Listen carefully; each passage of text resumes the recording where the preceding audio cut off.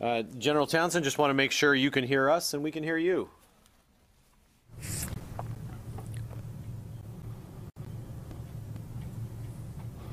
I hear you loud and clear, Jeff. You know I have a couple opening remarks, right? Ladies and gentlemen, we're pleased to be joined today by Lieutenant General Townsend, coming to us live from Baghdad. He's the commander of the Joint Task Force Operation Inherent Resolve. Sir, we'll turn it over to you for your opening remarks and then take questions from here.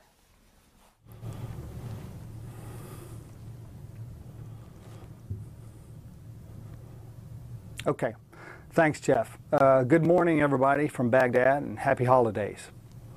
Since we're nearing the end of the year, I thought it was appropriate to review the progress the international counter-ISIL coalition has made in our military campaign in 2016.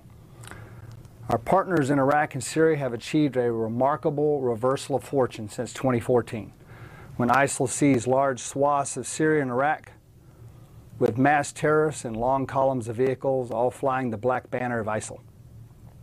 It's a different situation in Iraq and Syria today. 2014 was about helping our partners halt ISIL's relentless onslaught. 2015 was marked by helping the government of Iraq and our partners in Syria defend, while they organized and built or rebuilt their forces and began to counterattack. In 2016, our campaign is all about the counteroffensive, liberating terrain and the population in Iraq and Syria from the clutches of ISIL's brutal control. ISIL is a tyrannical terrorist group bent on destroying our way of life and imposing their own twisted ideology, plain and simple. They had an early mystique for some, which came from the false notion that they were establishing a state.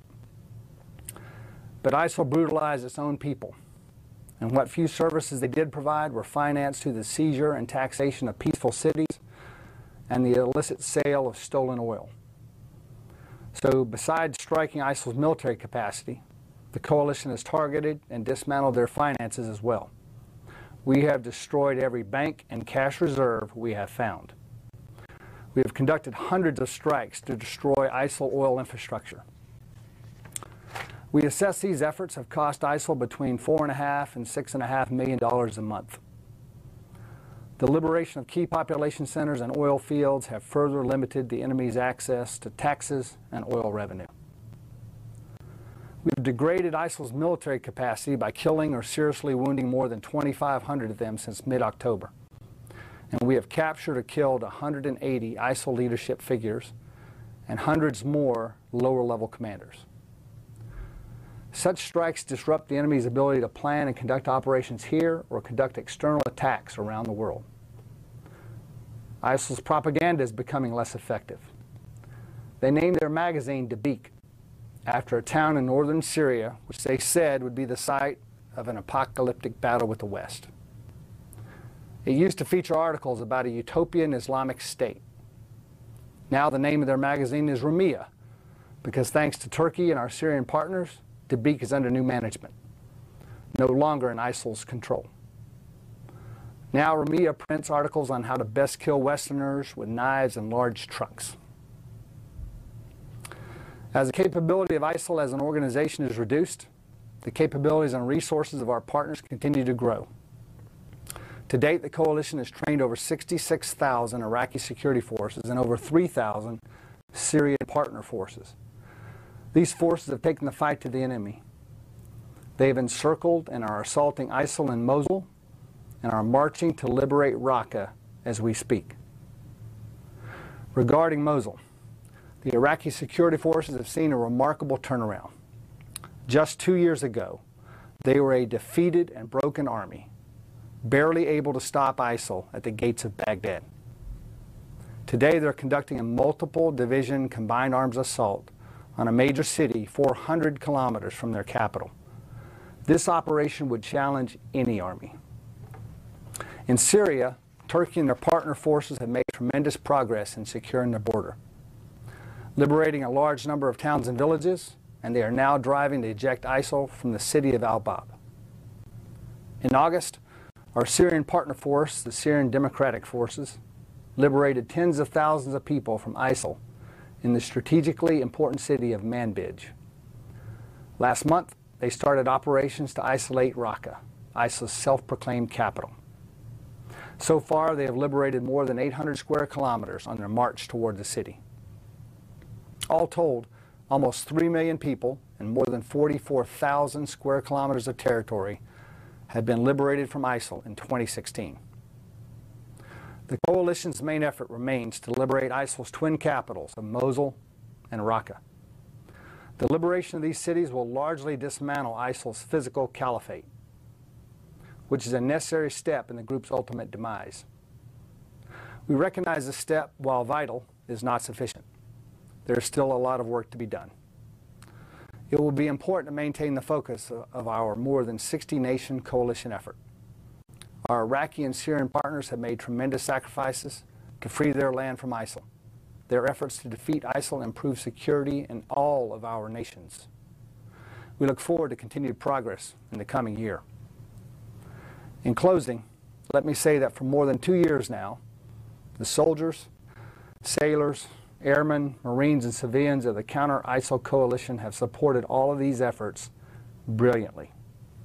They have provided training, equipment, intelligence, fire support, and advice from the ministry level in Baghdad all the way down to battalion formations at austere and dangerous forward locations on the dusty battlefields of Iraq and Syria. All Americans, other members of our coalition, and the entire world should be grateful and proud of what their sons and daughters are doing to make our nations and the world safer from this evil scourge. I know I'm grateful and proud to stand in their ranks, especially with the holidays approaching. Thanks. With that, I'll take your questions. Lita Baldor from the Associated Press. Hi, General. Thanks for doing this. Good to see you again. I have a couple questions on Syria. First, can you say what, if anything, you all are seeing in terms of the evacuations out of Aleppo? Are you seeing any people moving out of Aleppo at all? And does the fact that ISIS has retaken Palmyra complicate anything for you as you try to rally more of the forces for Raqqa? And can you say how many Arab forces have you been able to gather for the fight to go back into Raqqa?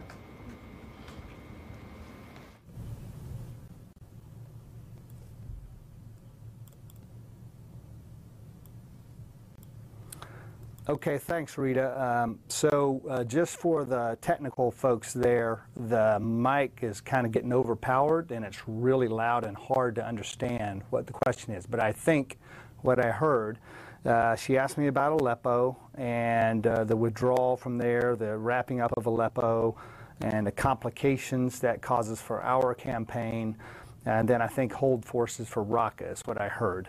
So I'm going to answer those, and if that's not the right thing, you can ask me again, Rita.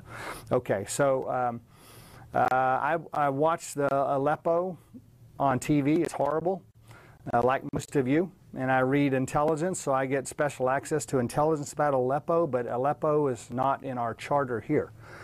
So I'm blessed, although it's a curse. The complicator is we have a civil war right next to our war. Even overlapping our war here against ISIL or Daesh. But I'm not responsible for what's going on for the coalition in Aleppo. The coalition's not doing that, so I can't really comment on the withdrawal or the end is near or any of that. You probably know about as much about it as I do. Now, it does complicate our life here. Imagine fighting one war with another war raging just beside and sometimes overlapping our war against ISIL here in northern Syria. So it's certainly a complicator. Then I think you asked a question, I thought I heard something about hold forces for Raqqa. So the Syrian Democratic Forces are marching to isolate Raqqa. Now once they get isolation in position, we'll probably have another pause for a planning event as to how to go about the seizure and liberation of Raqqa. But one thing we're agreed on is that the hold forces will consist of folks from the local area. And that's pretty much been the mode of operation for all of these liberations in Iraq and Syria, is ultimately the security gets turned over to folks from the local area, and governance is returned to them as well. So we're looking for a force from the Raqqa environs, and mostly Arabs, because that is the ethnic composition of Raqqa. So that's what I would anticipate the force will look like once we get down there. Several thousand fighters are marching towards Raqqa right now, many of them from Raqqa or the villages and towns on the way to Raqqa. We're going to do handheld here. Do you follow up? General, one of the questions, I'm sorry you couldn't hear, was Palmyra and what complications that might be posing with the Islamic State taking control of Palmyra again. And I was wondering the number of Arab forces that you've been able to pull together so far, and whether you expect that to grow as you get more U.S. forces in, based on what the Secretary announced the other day with the additional 200.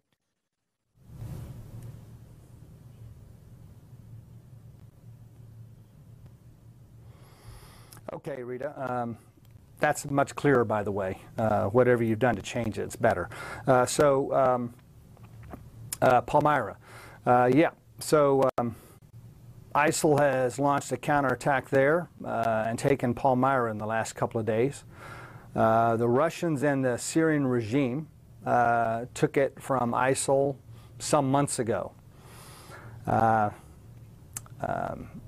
ISIL has retaken it from them. Personally, I think they probably took their eye off the ball in Palmyra because they were so focused on Aleppo, and they didn't properly secure their gains. So ISIL has been looking around the battlefield trying to get some sort of victory to reverse the loss of his narrative across Iraq and Syria. They tried a few spoiling attacks in Iraq and Syria against the coalition forces and our partners. They've been unsuccessful. So I think they saw a weak spot at Palmyra against the Russians and the regime, and they've had a little bit of a victory there. I expect that the Russians and the regime will address it here in short order. It's complicating our life a little bit because ISIL's managed to get their hands on some equipment there. We're watching that, and as soon as we have an opportunity, if the Russians and the strike it, we will. And next we're going to Phil Stewart from Reuters. Hi, General. Just to follow up on...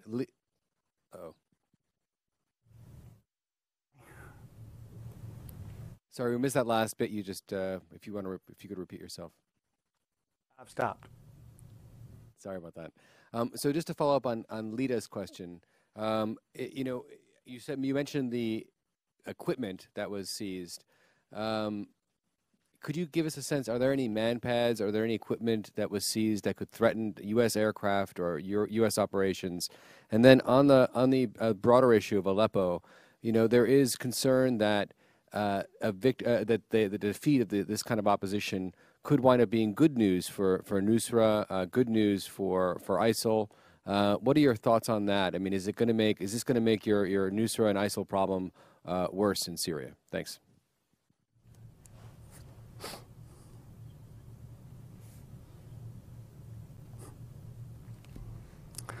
Okay. Your first question, I think, was about equipment seized at Palmyra by ISIL.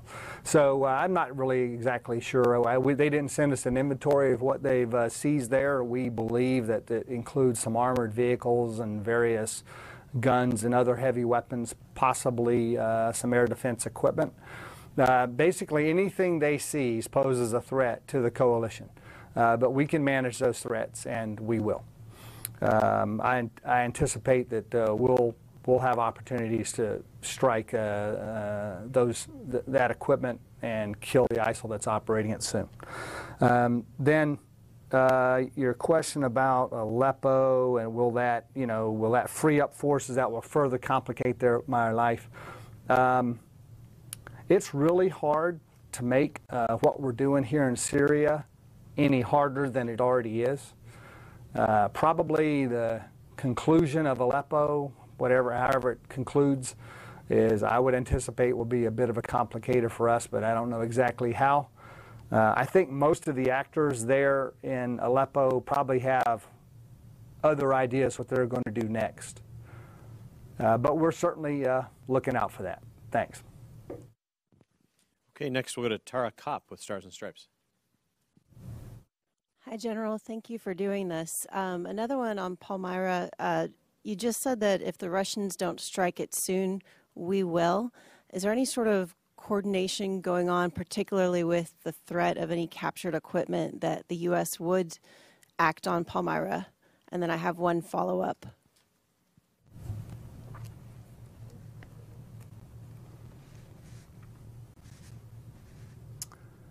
Okay, thanks. So we don't coordinate our activities as much as deconflict them with the Russians. And so Palmyra is their part of the battle space. But because ISIL may have come into the possession of some significant pieces of weaponry there, we're concerned about it. And I think Russia will probably take action. If they don't, we will do what we need to do to defend ourselves, and we'll coordinate, we'll deconflict those actions with the Russians. I think probably we'll strike it if we see it moving away from Palmyra. I think if it stays, as long as it stays at Palmyra, the Russians will have lead, and the regime will have the lead to deal with that. I think that answers your question. You said you had a follow-up. It does. Thank you. And then in your introduction, you said that U.S. trainers and advisors had trained a force of 3,000 Syrians, and I just wanted to know if you could break that down for us. Who makes up that 3,000? And it seems to be a slightly different number than we had heard in the past of forces of like 5,000. So maybe if you could just clarify that a little for us.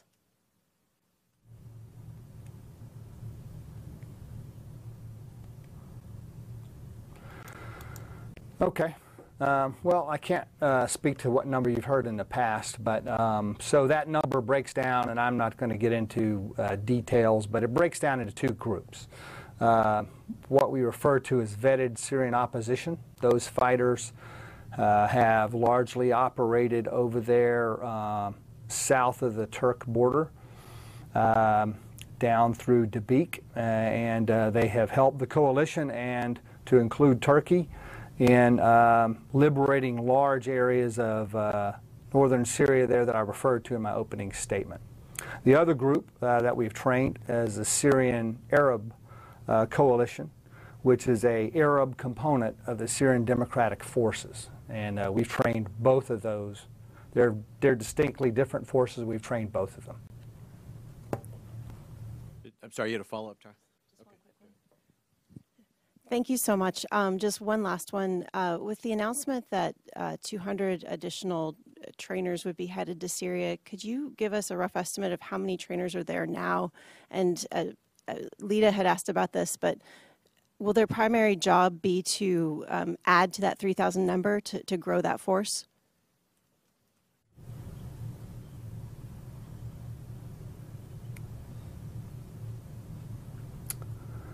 Okay. So I'm not going to give you specific troop numbers out there, coalition troop numbers on the battlefield, because that's just information that the enemy's probably watching this press conference, and I don't want him to know. So there are several hundred out there, and we're going to add a couple of hundred more. And yeah, they're not just trainers, but they're also supporters of trainers, and they're also advise and assist teams. They run the whole gamut of what we're adding there. And yes, you can certainly bet that they will add to the number of Syrian partner forces that we will train as a primary task for those additional troops. Next we'll go to Joe Tabbitt with Al Hurra. Thank you, sir. I want to go back to Aleppo. What do you expect after the fall of Aleppo? Is it fair to say that Assad is winning right now?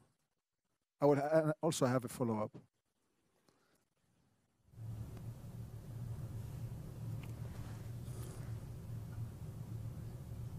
Okay. So for all of you in the room, again, my charter is not the fighting Aleppo or the Assad regime. So my opinions probably are maybe not that much better informed on it than you are. Clearly, I'm watching it, but again, I'm not one to cast judgments on it. I would say this: when Aleppo wraps up, one way or the other, those forces are going to go elsewhere and do something else. The opposition forces and the regime forces and their Russian supporters.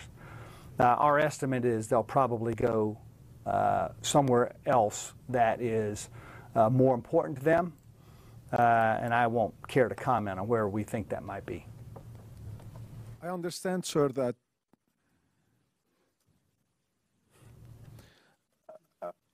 I do understand that Aleppo is not part of your mission in Syria, but you cannot ignore that the fall of Aleppo into the hands of the Syrian regime would have implications in regards to Turkey and also in regards to the rest of the country. What are the implications that the fall of the city could have on Turkey? And you mentioned in your opening statement that Turkey is liberating many areas in northern Syria and is heading towards Al-Bab. Don't you see any implications of from after the fall of Aleppo on Turkey?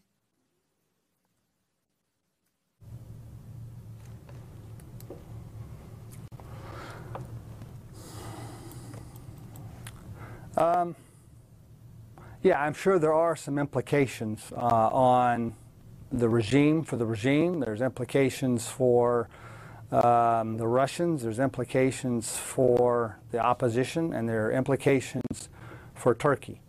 I guess what I'm trying to communicate to you is that we don't see that those implications are going to significantly impact our campaign that we're doing, because I think the regime and the opposition forces that are fighting their war adjacent to ours will take their fight elsewhere. And again, we think that the impacts on our campaign will be relatively moderate.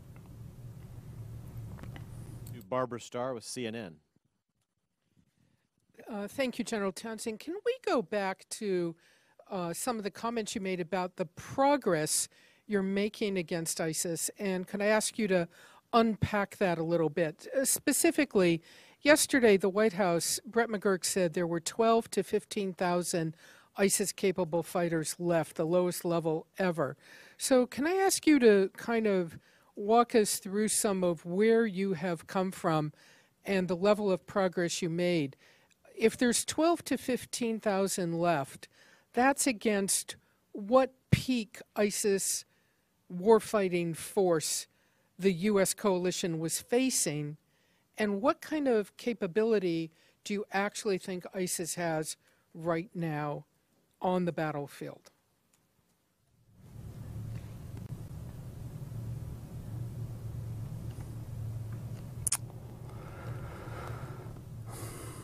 Okay, Barb, thanks. Yeah, so I think Brett McGurk's estimate of 12 to 15,000 fighters is ballpark close enough.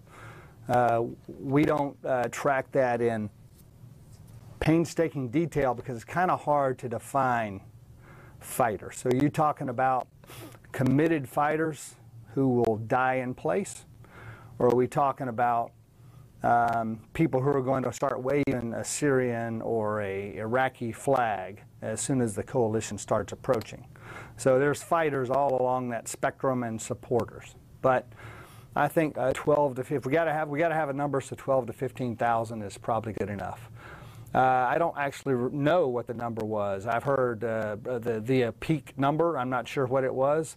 I've heard figures 30,000, 50,000. I don't know what the peak number was. Again, kind of hard to define that because I'm not sure that people who throw those numbers around are defining them in the same way. I'm not really sure it's all that important what the number was at its peak for us to know that. Suffice it to say this. we've taken back over half of the land that Iraq, for example, lost to ISIL in 2014. So I think that's a measure of the progress. And I could sit here and list city after city, Ramadi, Fallujah, Rutba, Tikrit, Beji, Sharqat, Kiara, and now we're at the gates, banging down the gates of Mosul. So that's an example of the progress that our Iraqi partners have made. What's ISIL still capable of doing? They're still capable of fiercely defending the ground they have taken. We're watching that unfold every day. They're not making anything easy. They're fighting hard to retain the vestiges of their physical caliphate, and I don't think that's going to get any easier. They're also capable of launching dangerous attacks in Iraq and Syria and in this region, as we have seen recently in Palmyra. You were asking your colleagues there were asking me about Palmyra. We also know that they are plotting attacks on the west, and we know that central to external operations plotting is the city of Raqqa, and that's why we need to get down there and isolate that city as fast as we can.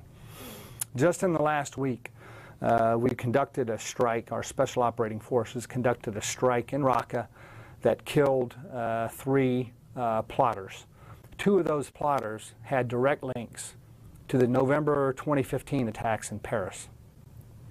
So that kind of plotting is going on in Raqqa, and they still have the ability to motivate self-radicalized followers, and they still have the ability to plot and cast into motion attacks on the West. And that's of great concern to us, and we are hammering away at them to prevent that.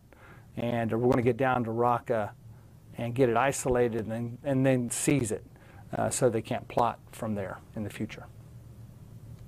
Next, we'll go to Kasim Malaria of the Anadolu News Agency.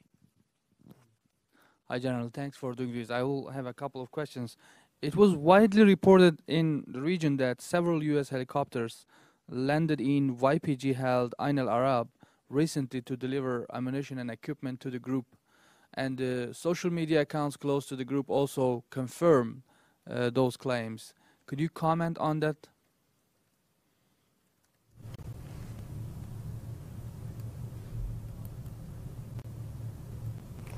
Okay, I'm not familiar with the reports you're referring to. I'll just tell you this. It's not U.S. policy to provide weapons by helicopter or any other means to the YPG.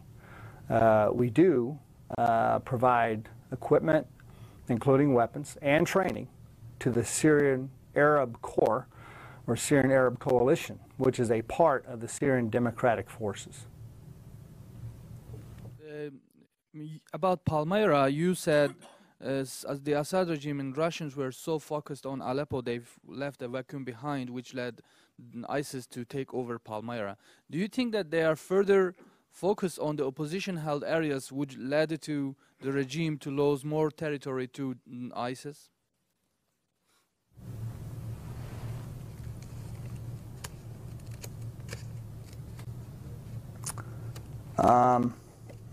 I'm not sure I followed your question. I know it had to do with Palmyra, and I'll just kind of restate what I said earlier. My own assessment is that clearly the regime and with Russian support were very successful in taking Palmyra back some months ago. It seems like I remember they brought in an orchestra from Moscow or somewhere in Russia to perform a concert there in the ruins of Palmyra to celebrate their victory. I think that they failed to consolidate their gains, and they got distracted by the things they were doing, took their eye off the ball there. The enemy sensed weakness and struck and gained a victory that I think will probably be fleeting, but a victory against the regime and the Russians nonetheless. My question was this. Do you anticipate that as the regime and the Syrian Russians are focused on opposition in the northwestern Syria, they are going to lose more territory to ISIS behind them?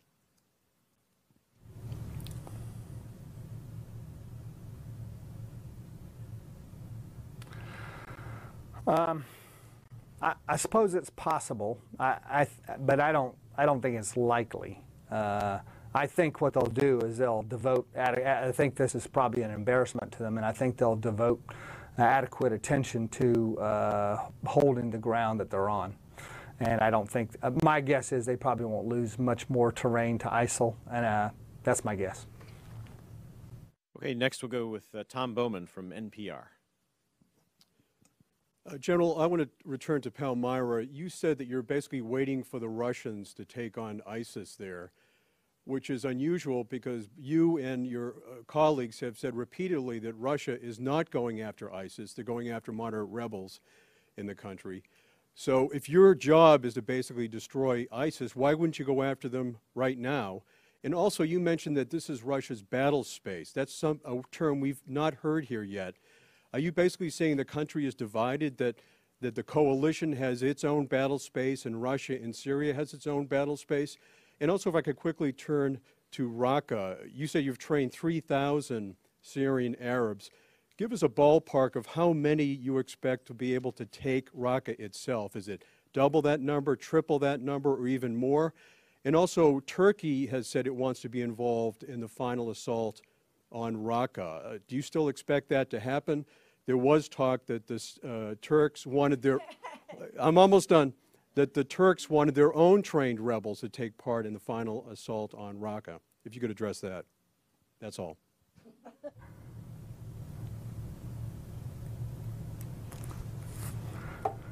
Okay, Tom, I don't know if you have any follow-ups. I think there were about, I lost track. I had 4 questions, I think, in rapid fire succession there. So I'll try to remember what, I started writing them down, then I'll try to remember what they all were. You're providing them pretty quick there. So Palmyra, right. So there's not necessarily battle space. We don't have an agreement with a map, with a boundary. The Russians have this and the coalition has that. There's not such a thing. There are facts of life.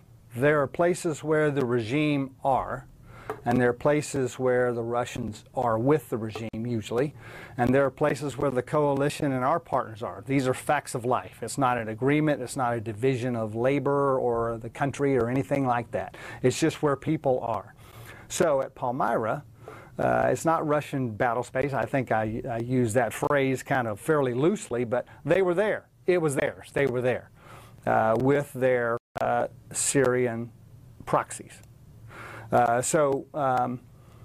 Yes, they lost it, and so I think it's up to them probably to take it back. And the reason we're not acting more aggressively is, first of all, that's the first fact of life is that was theirs. The second fact of life is we're not sure who is there on the ground. We can't tell one side from the other.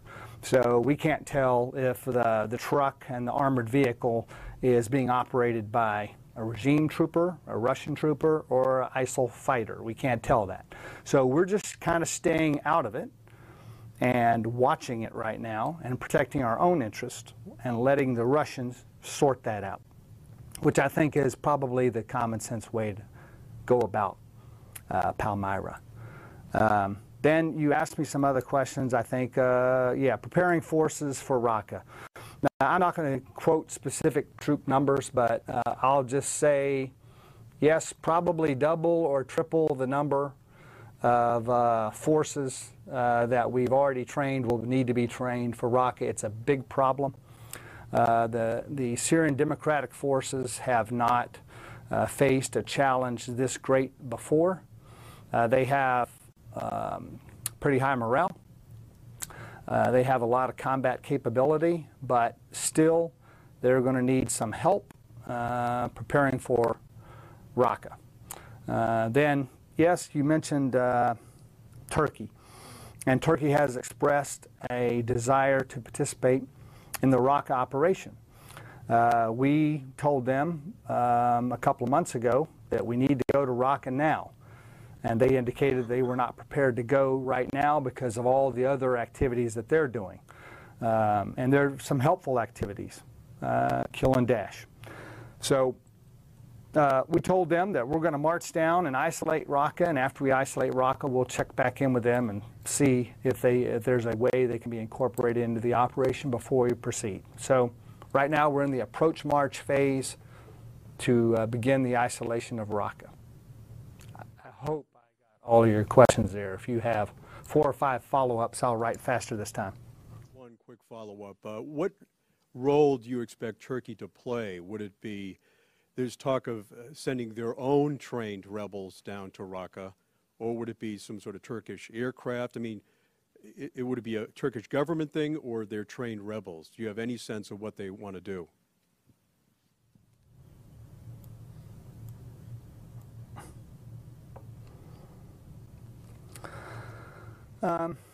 No, you'll have to ask them. I don't really have a good sense for what they want to do. I think it's probably a combination of the above, sort of like we're doing. They have their preferred partner force, who I think they'll probably want to have involved, and they may want to participate with their own military, like to a limited degree. None of those things have been worked out yet. Carlo Munoz from the Washington Times. Hey, sir, thanks for doing this. I wanted to go back to the Mosul operation, specifically west of Mosul, where the PMUs are operating. I understand that some Iraqi troops had been embedded with those forces as they're moving towards Mosul. One, can you give me a ballpark idea of how many Iraqi troops are with the militias? And two, how is the coalition sort of threading the needle and providing support, whether it be air support, logistical support, any kind of support to the Iraqi troops while still maintaining the fact that there is no support provided to the militias?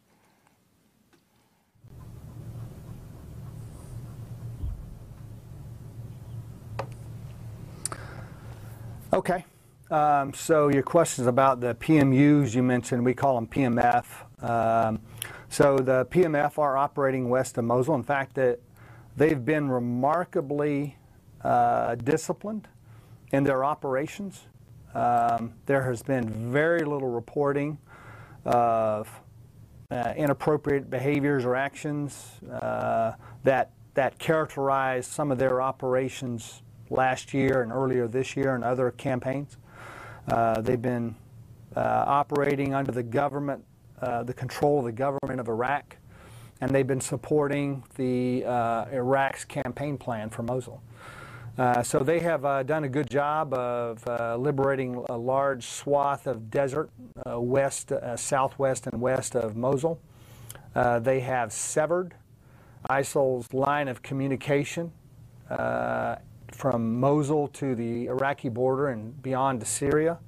They have linked up with the Kurdish Peshmerga north of Tal, and they have seized Tal Afar Airport and are in the process of isolating Tal Afar City. All of these are really good contributions to the campaign.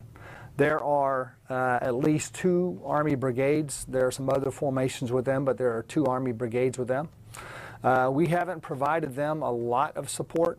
They haven't asked us for a lot of support. They've been handling things out there largely on their own. We've conducted various strikes out there.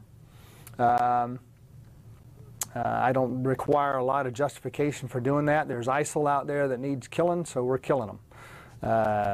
And it assists the Iraqi security forces and the PMF out there in their work. Fine, good, excellent. But we're not providing direct support to the PMF out there at present. A quick follow-up regarding Turkish-trained militias out near Bashika. I understand that they're sort of operating around Mosul Dam and in that sort of part of this, or outside of the city. Have you been tracking their movements at all? Has there been any sort of indications that they plan to move closer to the city?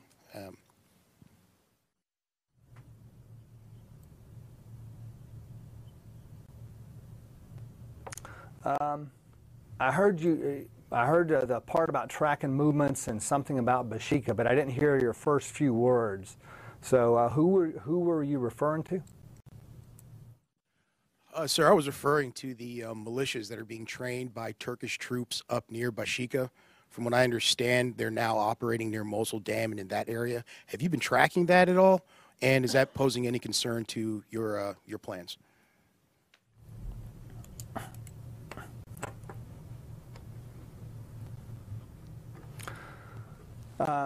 So yes, okay, thanks.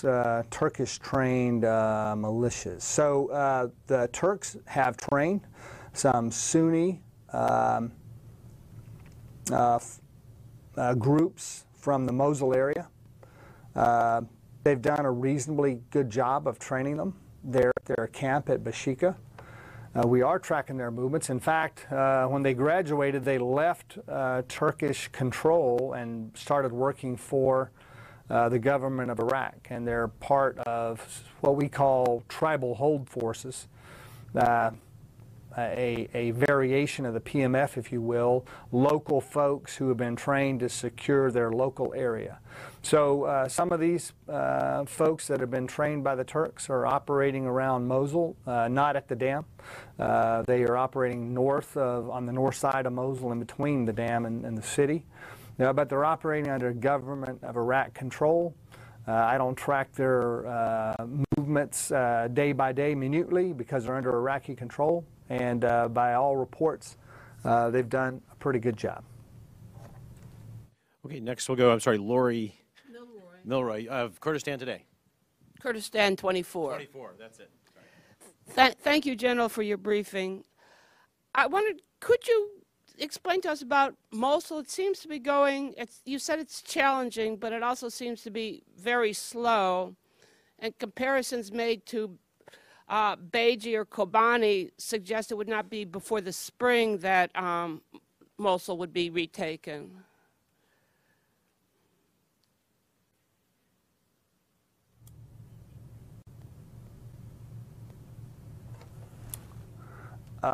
Okay, you were a little bit garbled, and I didn't quite catch all of that. But I think you're asking about the speed of the Mosul operation. I think that's what I got the gist of. So I'll answer that, and if it's not right, you can ask me again. So we're not on a timetable for Mosul. The attack started on time. It's progressing. It's probably not progressing as fast as I, as a U.S. Army officer, would like, but it is progressing, and the Iraqis are advancing every day. The Iraqis actually would like it to go faster, and they're engaged in discussions and plans about how to inject new energy into their assault. But the facts are they're gaining ground every day at Mosul. And how long it will take, I don't know. It could be over. It could be over in a month or two. It could be over next spring, like you said. Not really on a time schedule, so we're just going to let it go at the pace it's on the Iraqis' pace. They're the ones doing the fighting and the dying, and so I think that's appropriate. We're here to support them, and it'll go as fast or as long as they want it to. Defense Carter was in Erbil over the weekend and met with President Barzani. Presumably they talked about Mosul, and could you give us any other details on what those discussions involved?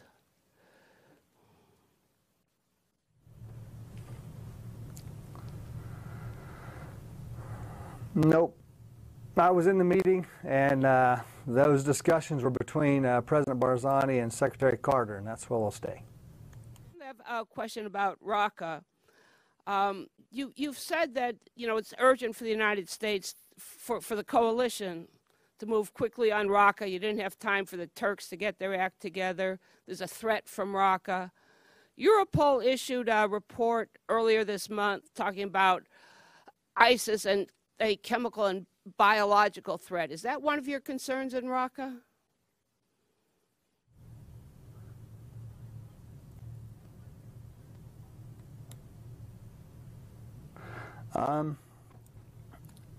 Okay, I don't think I said that we didn't have time for the Turks to get their act together. I think that's your characterization of what I said. But that said, we're concerned about external ops plotting in Raqqa. Actually, we believe that the sort of locus of their chem bio program, are we concerned about an ISIL chem bio program? Yes, we are. They have demonstrated a capability. They've demonstrated a willingness to use it. They have used chemical agents against Iraqi and Kurdish and coalition forces on this battlefield here. Fortunately, not to great effect. But so they're working on it. They have an active program, and they're working to make it better. So are we concerned about it? Yes, we are. We think the locus of that program has been in Mosul. I anticipate that they're probably going to try to move it at some point because they know they're going to lose Mosul sooner or later. I think, could there be parts of that program in Raqqa? I think, sure, there probably could be. But we think Iraq is more their hub for external operations planning. And I'm not sure they're going to move their chemical program there, mainly because they know we're approaching Raqqa as well. So if they're going to move it out of Mosul, they're going to move it somewhere else, probably not to Raqqa, because they know they're going to lose both of those here in the coming months. Go to Carla Babb with Voice of America. Hi, General. Thanks for doing this. My question's on Mosul as well. When we learned yesterday that about 15 to 20% of Mosul has been kind of cleared by Iraqi forces, do you see that as kind of the timetable progressing? And is there a point, or where the fulcrum will swing to the other side, where things will start going faster if you can just get past the river, or just get to 40% or 50%?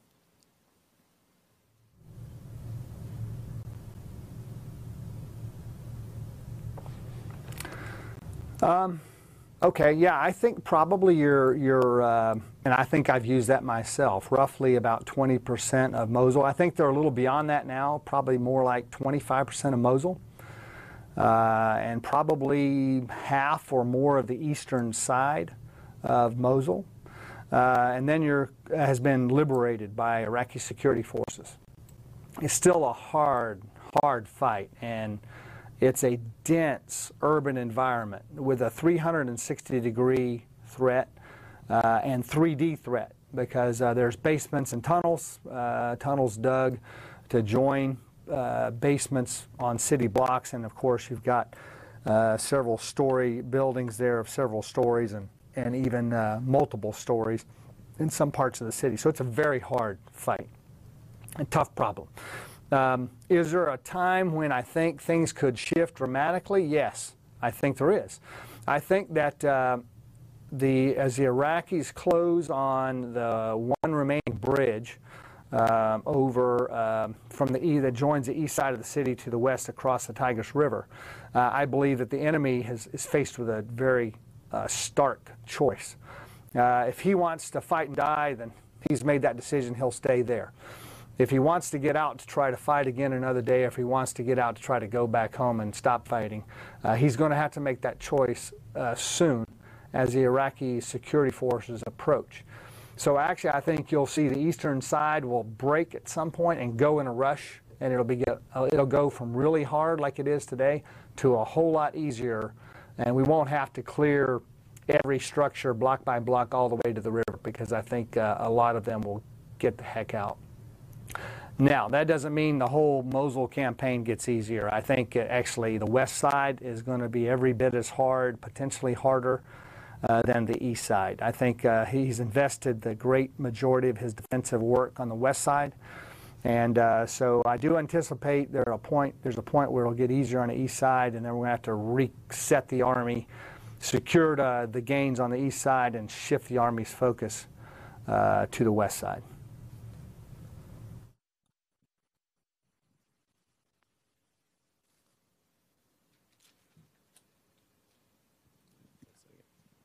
Do you see that coming soon?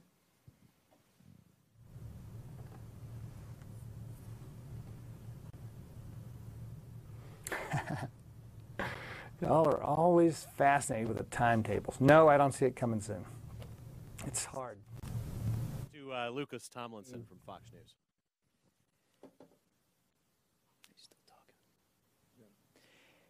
Hey, General, can we go back and can you describe in more detail this air defense equipment that you say that ISIS has their hands on?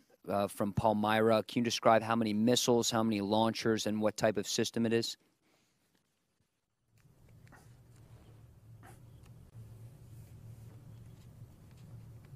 No, I can't. And I didn't say he had air defense equipment. I said he may have air defense equipment, his hands on air defense equipment around Palmyra. So he may, and I don't care to characterize the size or type or number or any of that. Thanks. And can you describe Al-Bab and why it's so important for Turkey to take Al-Bab?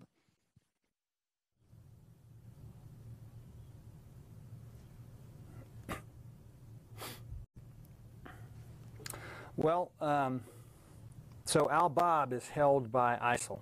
So right away, that is a reason it's important for someone to take it. Al-Bab also is the largest sort of municipal area in that region, sort of between Aleppo and Raqqa. So there's another important reason to take it. Also, the Turks expressed a desire to create a buffer zone, to push ISIL out of a buffer zone away from their border. They've aspired to do that initially out to 20 kilometers. They later said out to about 40 kilometers. Al-Bab is sort of in between that. I don't think they'll go much farther south because you actually start running into regime elements just a few kilometers south of Al-Bab. So I think they believe that Al-Bab is about as far as south as they can extend their border buffer zone to keep ISIL away from their border. Thank you. And lastly, are you concerned that they want Al-Bab because they also want to divide two separate Kurdish regions, and could that be a concern with the campaign going forward?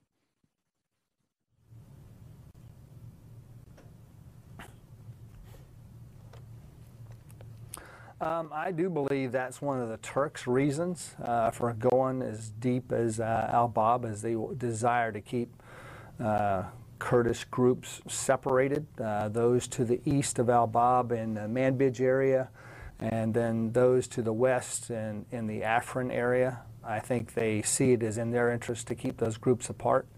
I don't see that as a great concern for us. To Louis Martinez with ABC News. Hi, sir. Thank you again for doing this briefing. Quick question about your rationale for recommendation or recommending the additional 200 forces for Syria. What effects were you looking for? Why did you think you needed to recommend the additional forces? And then I have another question.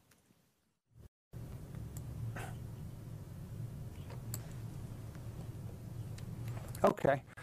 Well, it's pretty simple. I kind of alluded to it in an earlier answer. So Raqqa is the biggest thing that we've undertaken in Syria to date, and the biggest and most complex thing.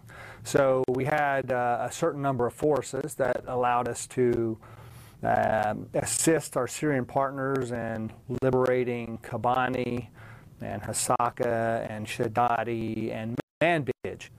As you look towards Raqqa, it's farther away, it's a lot larger, it's a lot more complex, and it's ISIL's capital, self-proclaimed capital. So we think they're going to defend it in a very strong way. So just looking at that, it sort of becomes apparent that whatever forces we had to do the things that we had done up to that point, we'd probably need some more forces. The Syrian partners also need more forces. And so that's why I said one of the primary tasks of these additional forces will be to train additional Syrian partners. So their demand for increased forces for Raqqa is matched by our own requirement to provide additional coalition forces to support them. And the other question I had was about U.S. advisors with the Turkish forces or the Turkish trained forces. I believe that they were no longer paired up with them when they moved on Al-Bab. Is that still the case? At what point do you foresee them going back, if at all?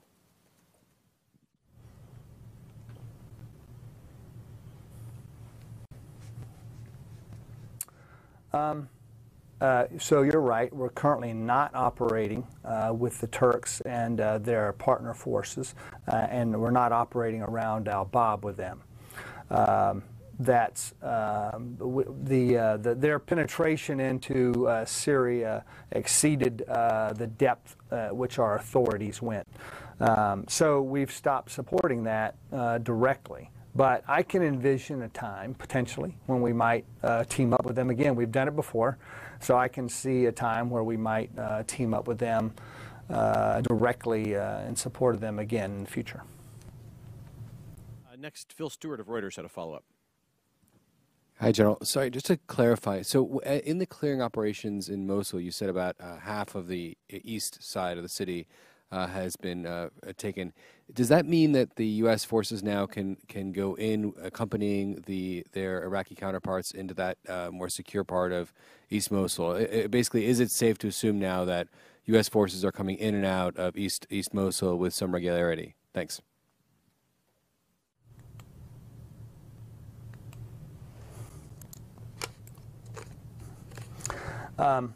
Okay, so I've answered this question in these forums before.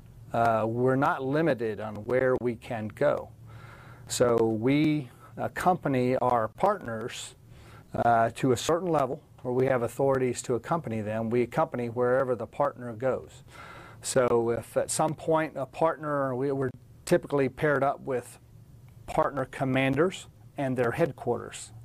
Their forward headquarters, their battlefield headquarters. So if those battlefield headquarters are outside of Mosul, that's where coalition forces advisors are. If their battlefield headquarters move into Mosul, which at some point it would be logical that they would as we continue to clear Mosul, then coalition force advisors will accompany them there. They will accompany our partners wherever our partners go to fight Daesh.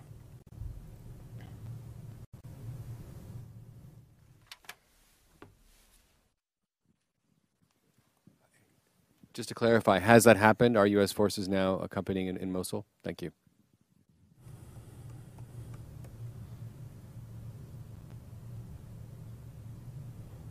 Yeah, I'm not going to go to that level of detail. That's too much information for the enemy. I want the enemy to guess. With that, sir, thank you very much. We've used up all of your time. Thank you for joining us today, and we hope to see you again soon. Thank you very much, ladies and gentlemen.